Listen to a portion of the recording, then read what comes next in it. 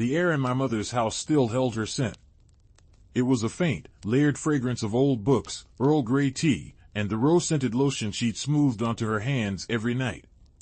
I breathed it in, a deep, painful inhale that felt like trying to breathe in a memory.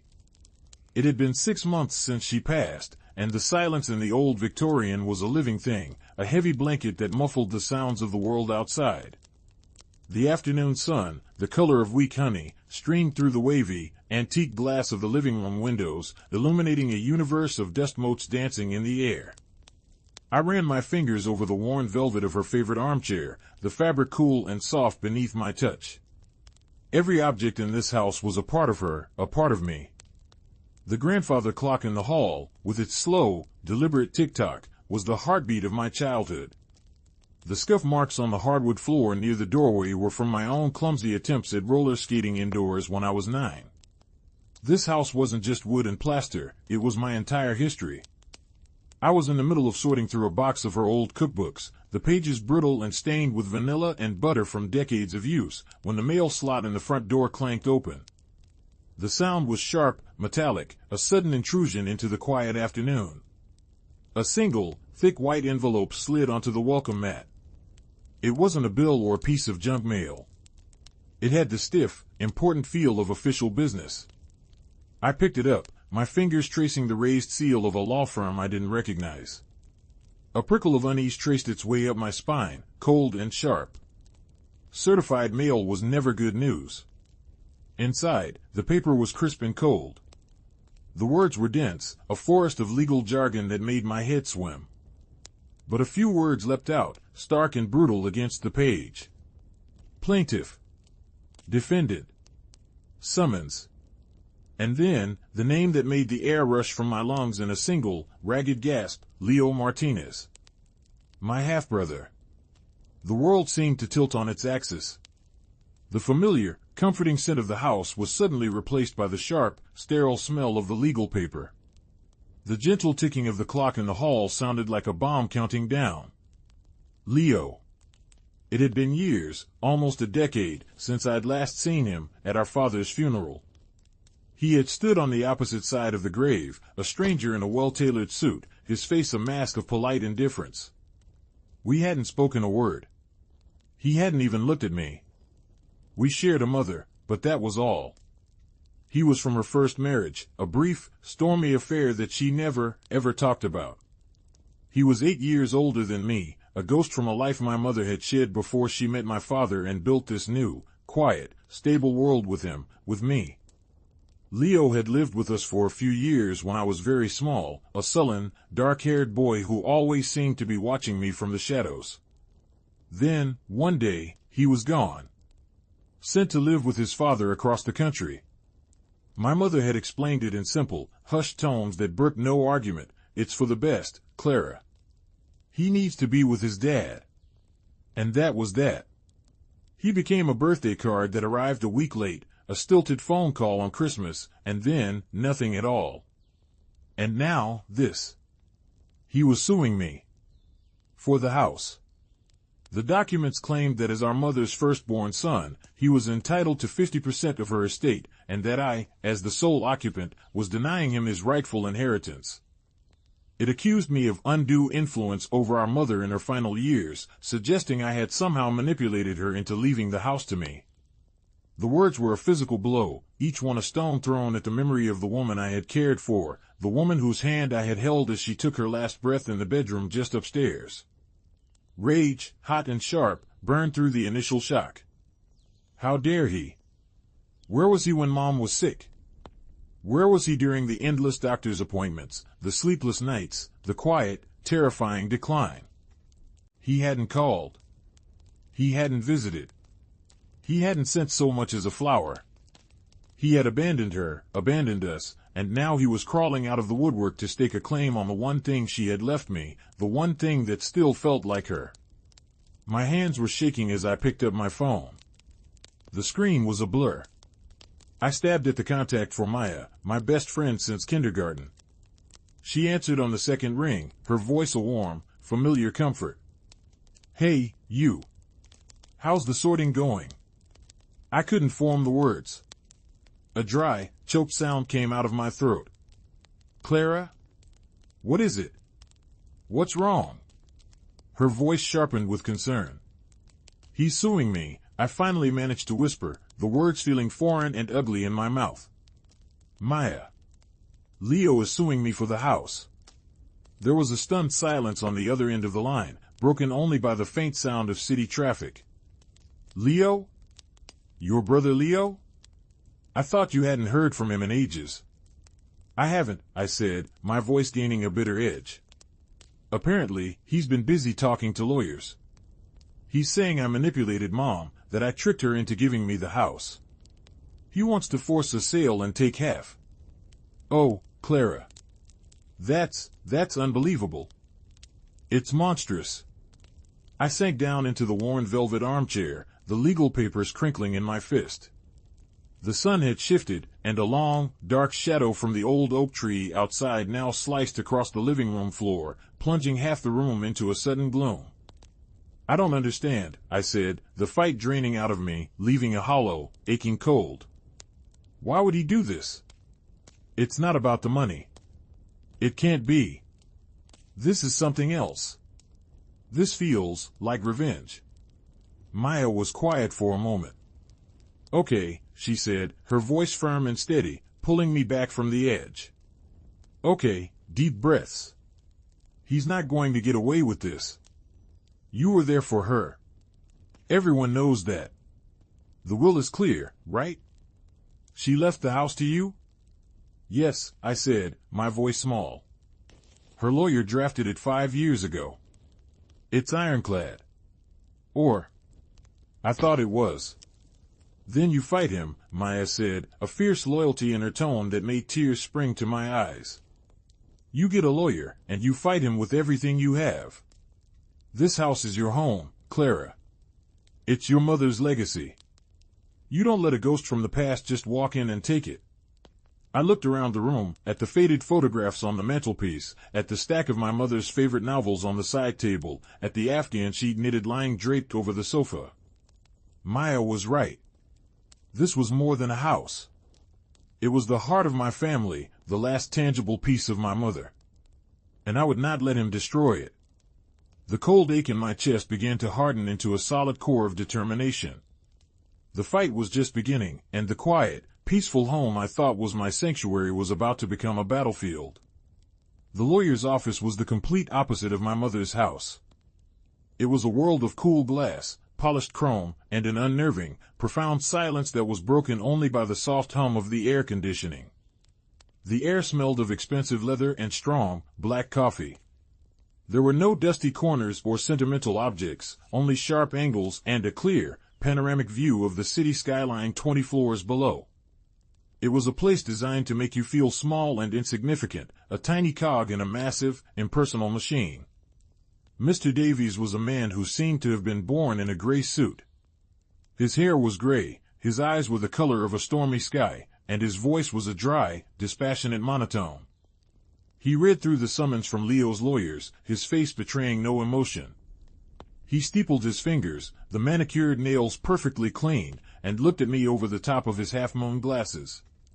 The will is quite clear, he said, his voice as crisp as the documents in his hand. Your mother, Sarah, left the property at 123 Willow Creek Lane solely to you, Clara Benson. However, he paused, and the silence stretched, thin and tight. A claim of undue influence is a serious one. It's messy. Mr. Martinez's legal team will attempt to paint a picture of you as a manipulative caregiver who took advantage of a vulnerable, elderly woman to secure your inheritance. The words were so clinical, so detached from the reality of what my life had been for the past 3 years.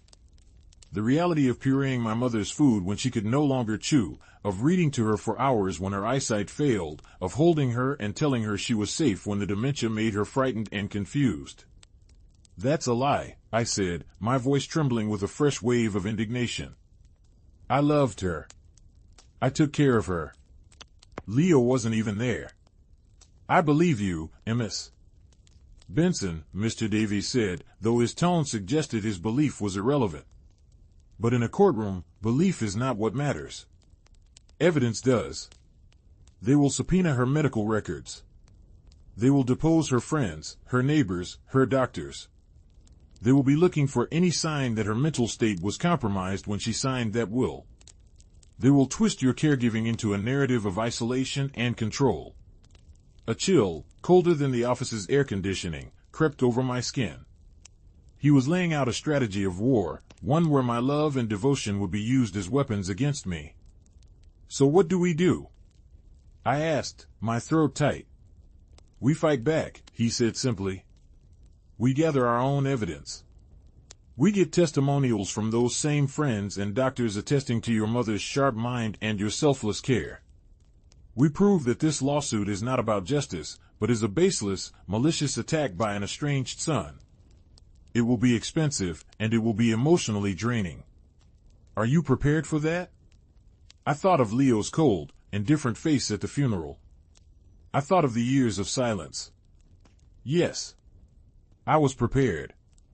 I am, I said, my voice firmer than I felt. But Mr. Davies wasn't the only one I needed to talk to. Before I dove headfirst into a legal war, I had to understand why. I had to hear it from him. After a few calls to distant relatives I hadn't spoken to in years, I got a number for him. It felt strange and illicit, like I was calling a phantom. He answered on the fourth ring. Leo? I asked, my heart hammering against my ribs. There was a pause. Clara, he said. His voice was deeper than I remembered, and colder. There was no warmth, no surprise, not even any anger. It was flat. Empty. We need to talk, I said. My lawyer says I shouldn't speak with you directly. I don't care what your lawyer says, I snapped, the frustration boiling over. I want to know why you're doing this. Meet me. Please. He was silent for a long time. I could hear the faint sound of traffic in the background on his end. I imagined him in some sleek, anonymous city, a million miles away from the scent of old books and roses. Fine, he said finally. The coffee shop on Main and 4th. Tomorrow. 10 a.m. And he hung up. The coffee shop was a neutral territory of chrome and dark wood, filled with the hiss of the espresso machine and the low murmur of conversations. The air was thick with the rich, slightly burnt smell of roasting coffee beans. I got there early, my stomach a knot of anxiety.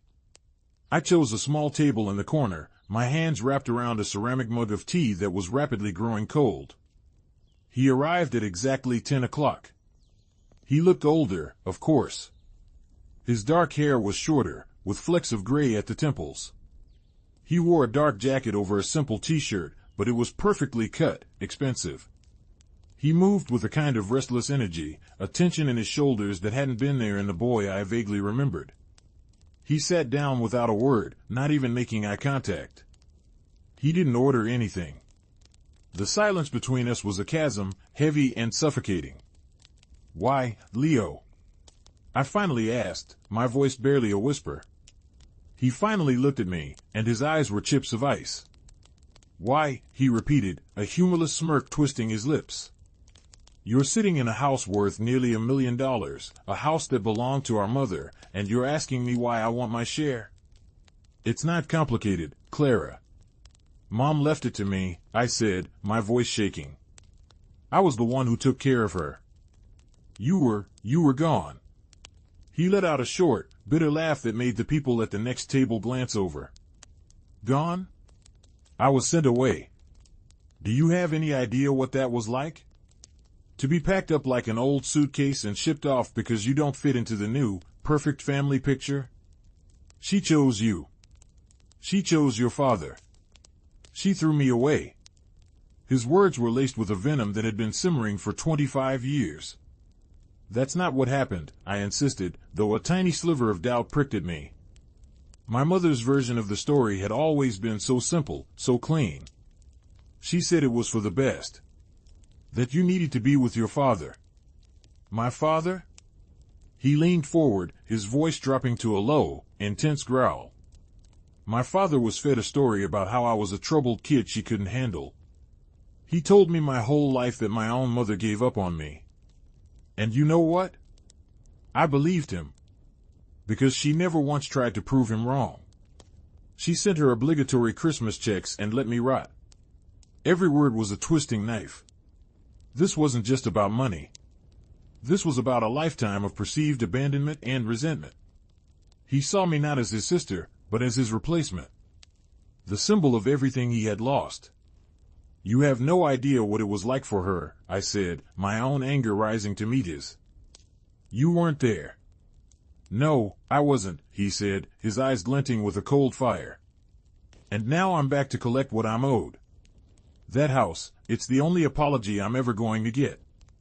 And I'm going to take it, one way or another. So enjoy it while you can, little sister. The clock is ticking.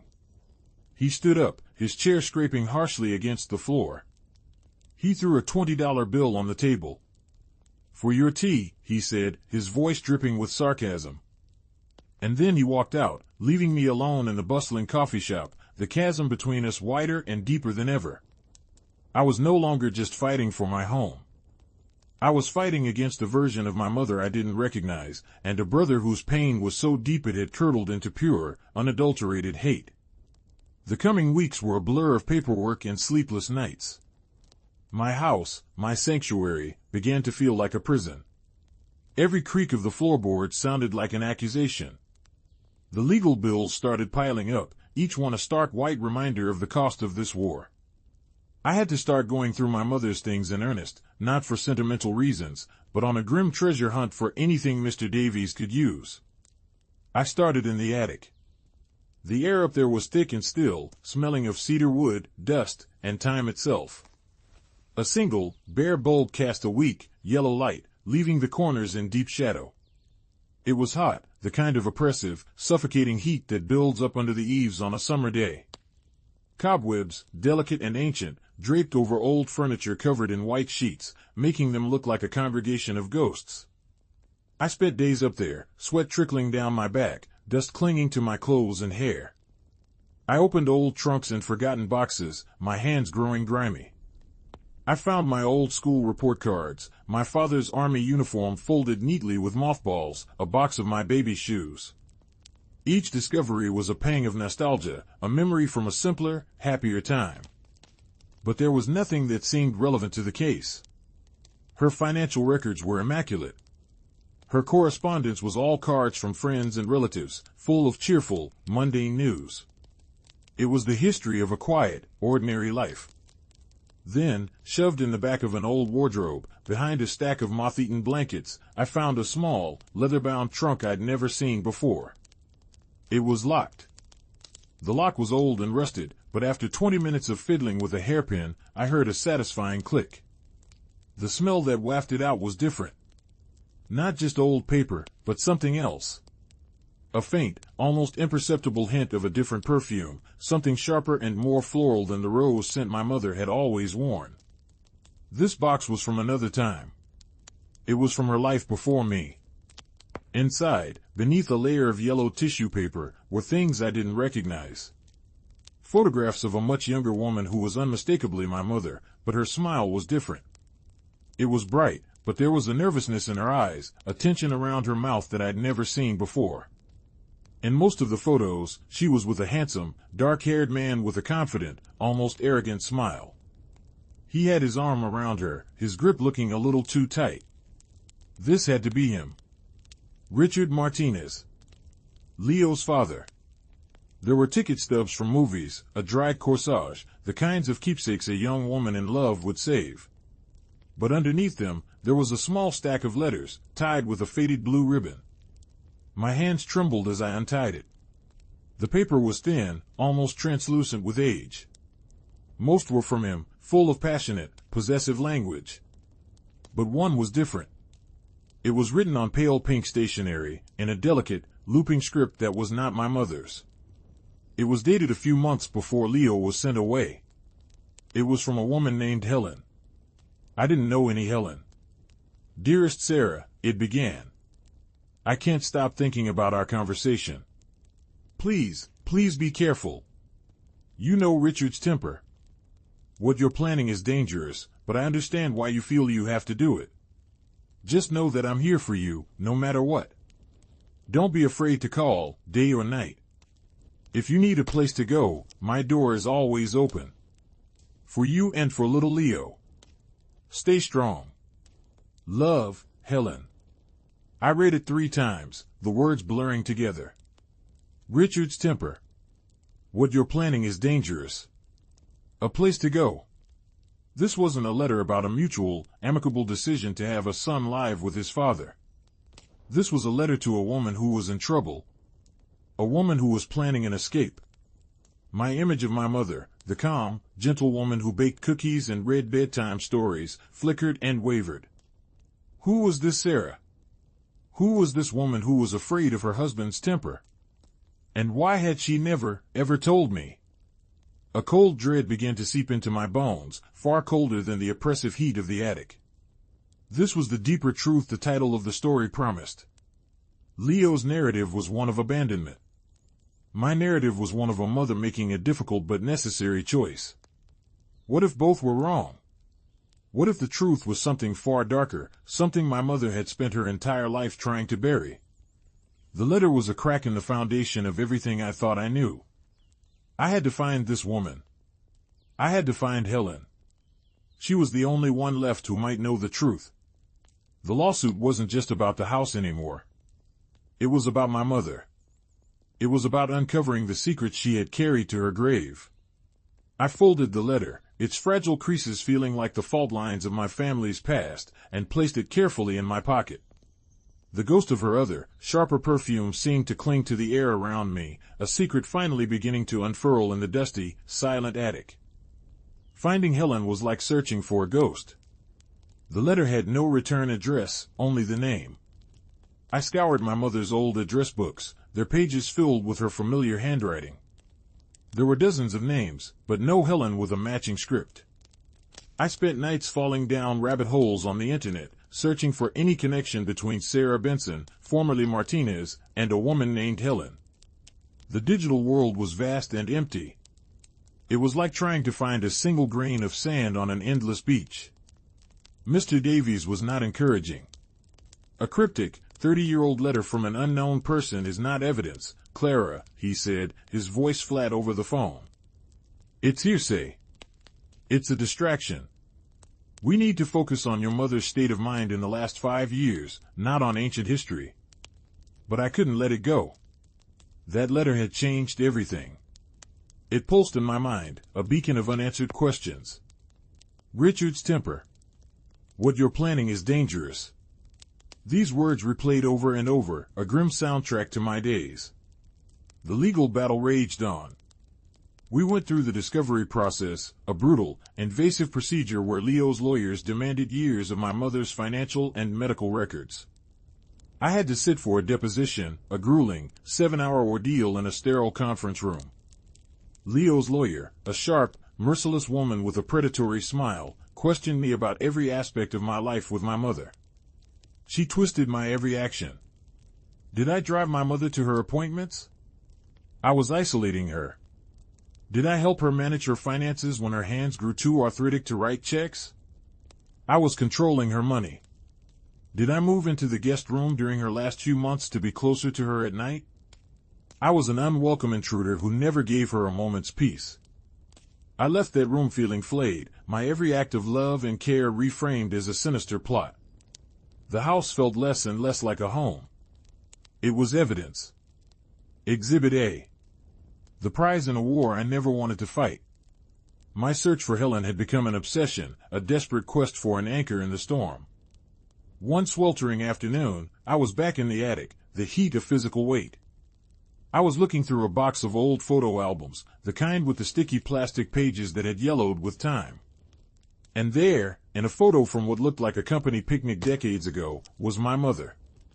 She was laughing, her head thrown back, and standing next to her, with an arm linked through hers, was another young woman.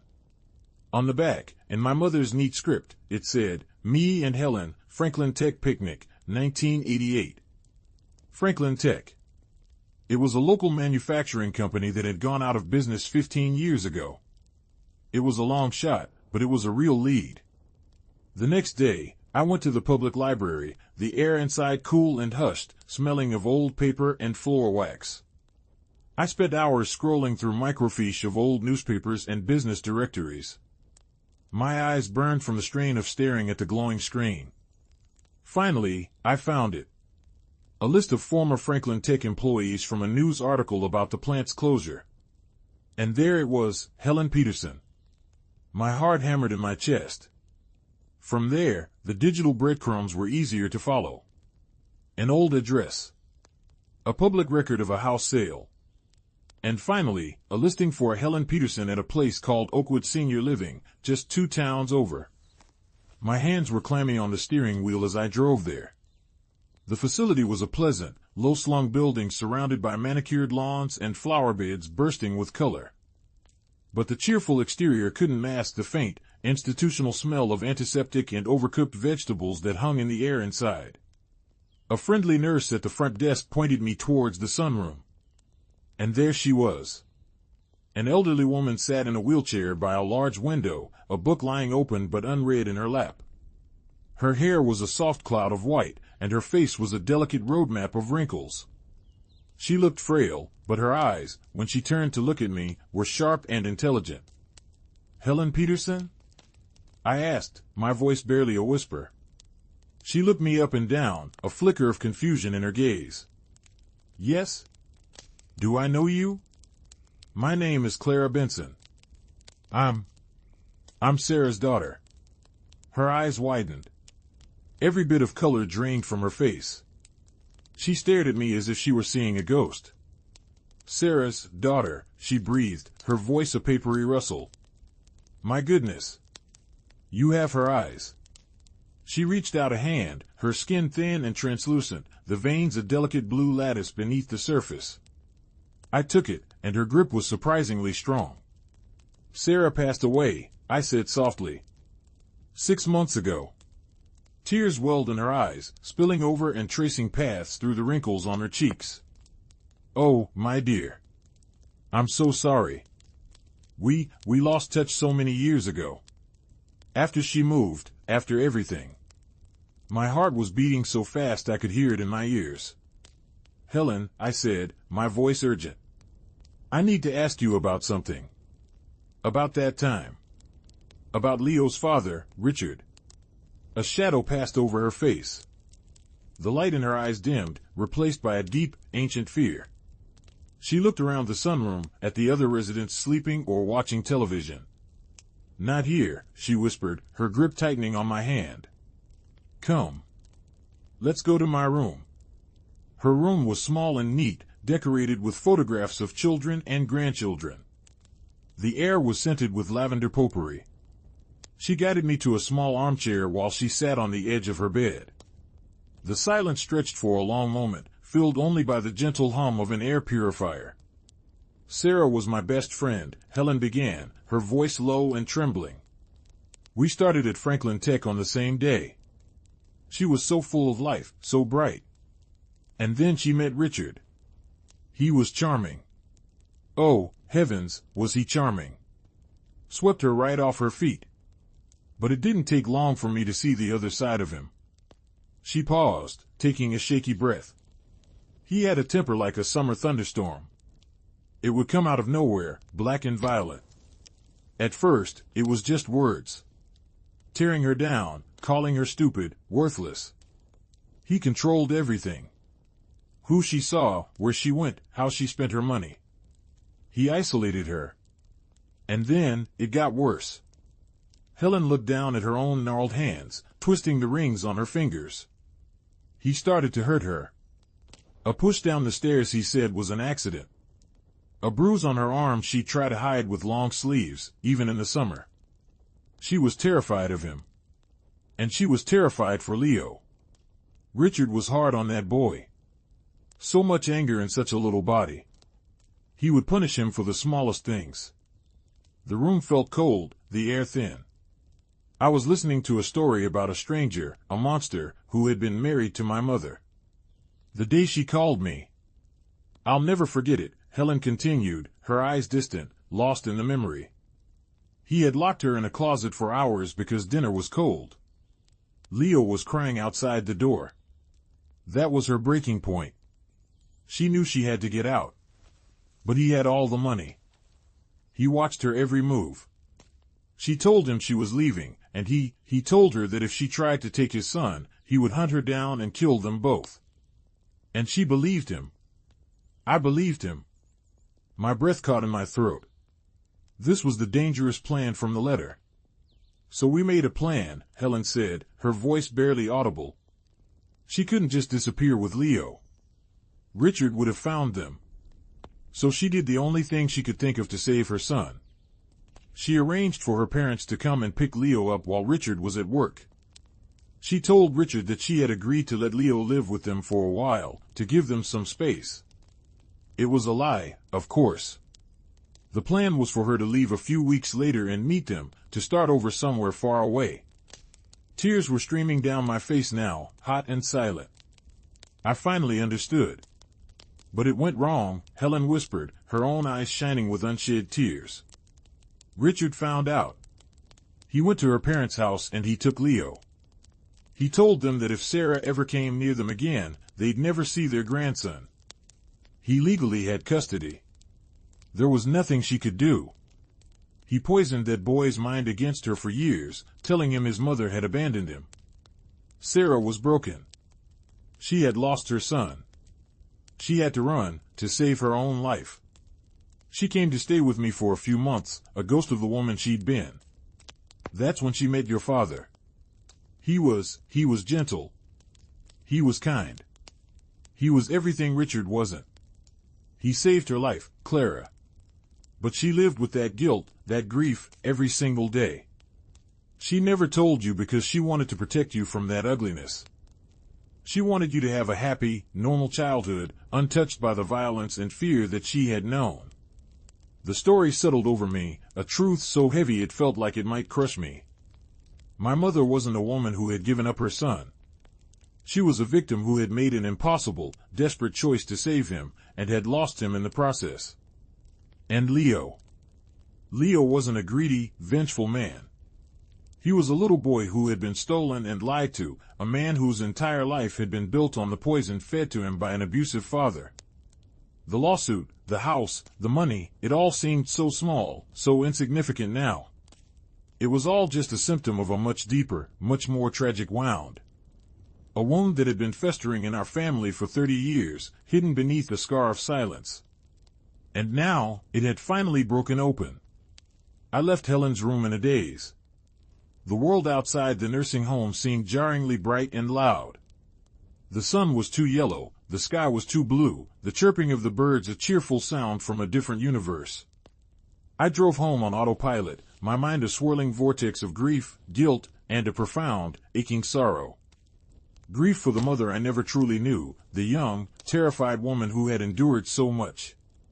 Guilt for ever judging Leo, for seeing him as a villain when he was just as much a victim as she was. And a deep, hollow sadness for the brokenness of it all, for the decades of pain that could have been avoided if the truth had ever been allowed to see the light of day.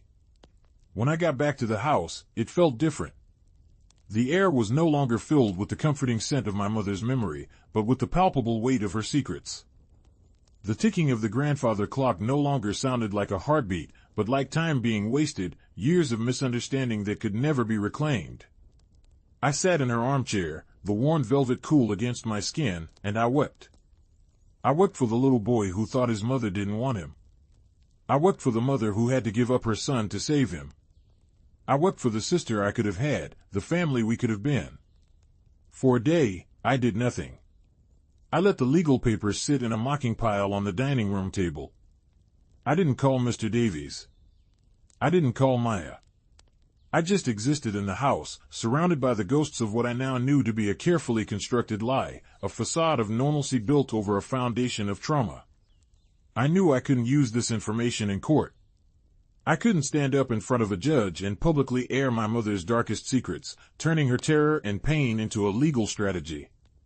It felt like a desecration. It would only cause Leo more pain, forcing him to confront the fact that the father he had likely spent his life defending was a monster. This wasn't a legal problem anymore. It was a human one. A family one. There was only one path forward. I had to talk to him again.